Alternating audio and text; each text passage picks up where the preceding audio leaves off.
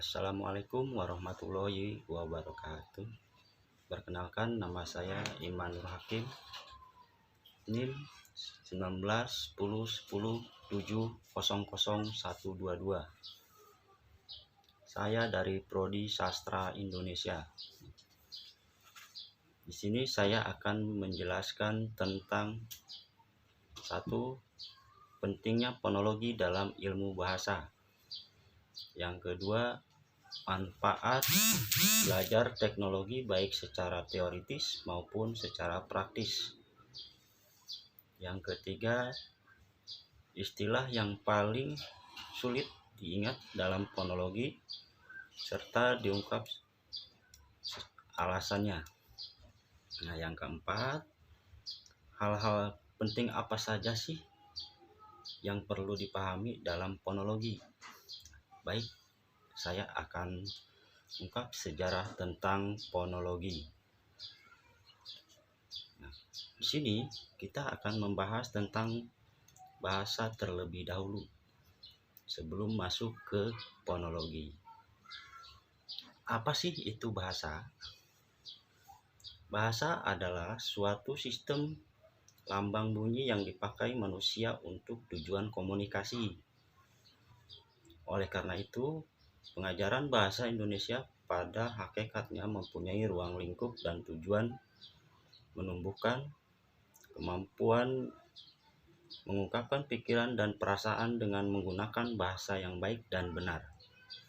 Nah, kita sebagai calon pendidik selayaknya memahami tentang kajian fonologi untuk dijadikan pedoman mengajarkan pelajaran pada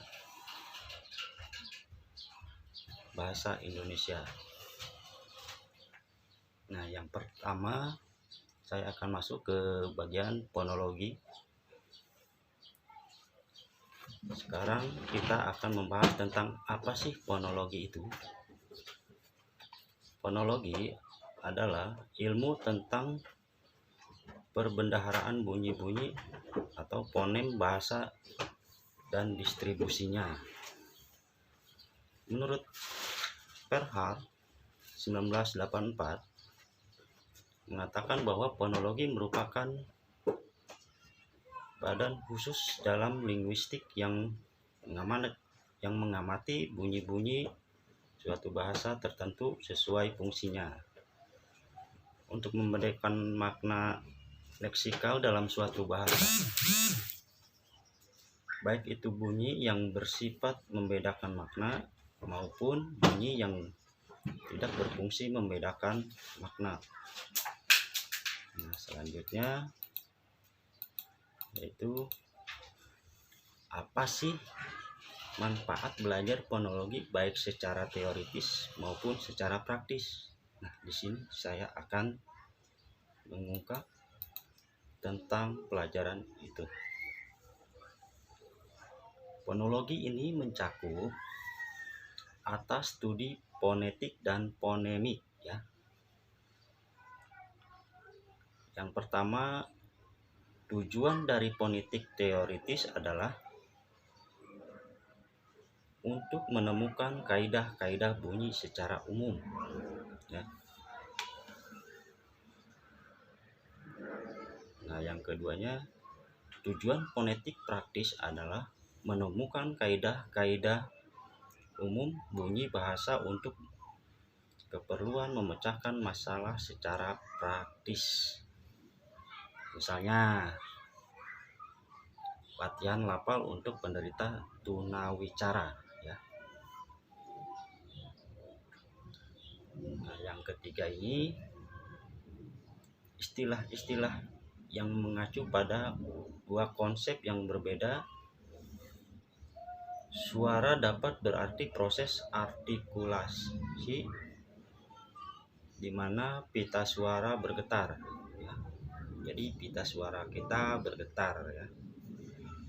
Dalam tingkat artikulatoris, suatu bunyi yang bersuara adalah bunyi yang terjadi karena getaran suara, sedangkan bunyi nirsuara tidak demikian ya. Contohnya, pada bunyi B dan P dalam bahasa Indonesia adalah posisi mulut saat mengucapkan sama. Beda dari kedua bunyi itu hanyalah bahwa bahwa P ya. Pita suara digetarkan sedangkan P tidak ya. Nah, contoh pasangan lainnya adalah huruf Z ya, atau bersuara, dan S nirsual ya. Nirsuara ya, atau juga G bersuara dan K nirsuara ya. Nah, untuk yang terakhir ini adalah penjelasan tentang hal-hal yang penting apakah yang perlu kita pahami dalam fonologi ya. Nah, di sini saya akan menjawabnya, yaitu di sini ada 3 unsur penting ketika organ ucap manusia memproduksi bunyi atau fonem ya. Yaitu 1, udara ya. Udara yaitu sebagai pengatur bunyi. Tanpa adanya udara, bunyi itu tidak bisa diatur. Yang kedua, artikulator, yaitu bagian alat ucap penggerak ya. Alat ucap penggerak seperti mulut ya. Tanpa adanya mulut kita tidak bisa mengucap ya. Yang ketiga yaitu titik artikulasi, atau disebut juga artikulator pasif ya.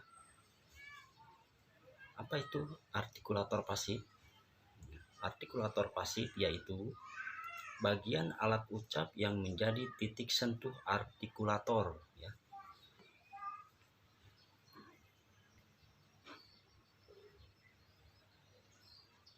Nah, yang paling sulit diingat dalam fonologi serta mengungkap apa alasannya yaitu suara adalah istilah yang digunakan dalam ilmu fonetik dan fonologi untuk mencirikan bunyi bahasa ya. Apakah bunyi bahasa tersebut dapat dikatakan nirsuara atau tidak bersuara atau bersuara ya. Istilah itu digunakan. Nah, sekian ungkapan dari saya. Wabillahi taufik wal hidayah. Wassalamualaikum warahmatullahi wabarakatuh. Salam Unpad.